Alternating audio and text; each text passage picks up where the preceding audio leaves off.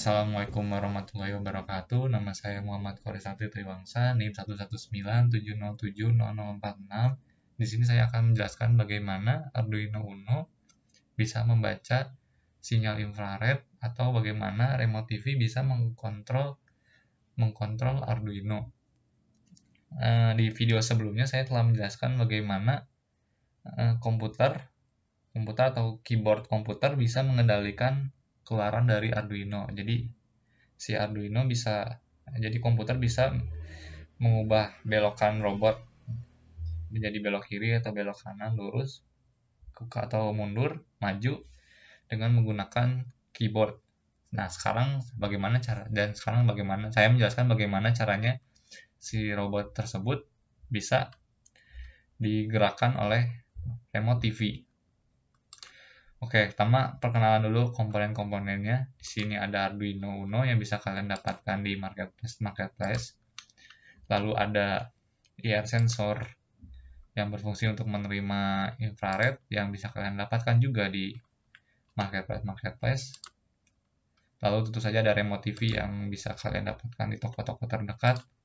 Dan ini adalah yang berwarna-warni, ini adalah kabel jumper male to male yang berfungsi untuk menghubungkan arus listrik.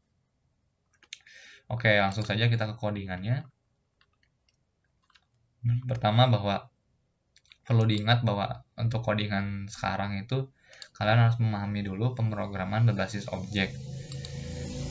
Nah, di baris kedua ini terdapat include remote.h yang artinya itu adalah library atau program yang sudah dibuat sebelumnya.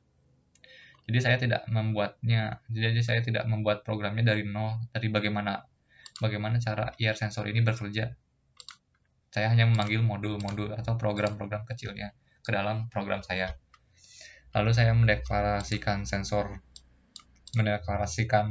pin 2 pin dari output IR sensor ini ke pin 2 Arduino. Di sini 2 sensor. Di baris ketujuh ini adalah, jika kalian paham pemrograman basis objek itu, ini adalah objek yang kita panggil menggunakan kata irec.v. Jadi kita bisa menggunakan objek ir.recv ini di dalam program ini ke dalam program kita dengan menggunakan irec.v dengan nilai yang bisa kita atur dari sensor ini. Ya, kira-kira seperti itu kasarnya. Bisa kalian pelajari lagi di pemrograman basis objek kalau kalian masih belum paham. Di sini juga ada objek decode result atau variabel yang menjadi objek, dan ini adalah data penyimpanan sementara di program di sini. Lalu ada void stub, yaitu untuk mendeklarasikan Arduino atau cara Arduino untuk mengenalkan fungsi-fungsi apa yang ada di port ini. Di sini ada serial begin 9600 yang berfungsi untuk mengatur laju cepat laju dari pengiriman datanya. irec.v itu yang tadi saya jelaskan. irec.v adalah adalah program yang dari IR remote ini. Fungsi kita gunakan fungsi enable IR in yang berfungsi untuk mulai menerima input. Lalu ada program utamanya irec.v decode data, membaca data itu dan membandingkannya. Jika ada data, maka akan ada inputannya.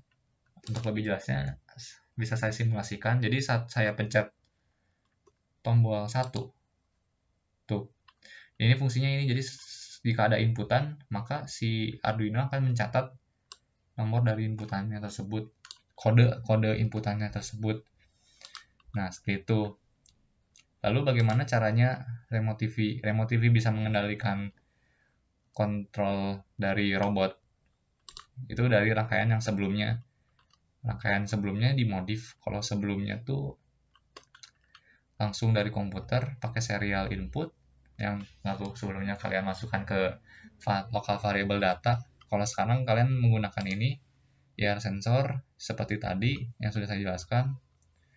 Lalu di kodenya, ini kode yang sebelumnya cuma ditambah sedikit. Silahkan kalian pause dan lihat sendiri. saya akan menjelaskan, selagi saya menjelaskan fungsi-fungsinya. Ini tadi yang port tadi, untuk mendeklarasikan port.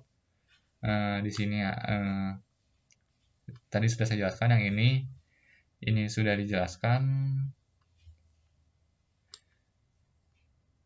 Nah, paling berubahnya di sini. Kalau yang kemarin tuh if-nya itu membacanya itu dari inputan dataku, seingat saya. Coba kalian periksa terlebih dahulu. Kalau sekarang dari decode.data, yang nilainya decode-nya itu dimasukin ke variabel data.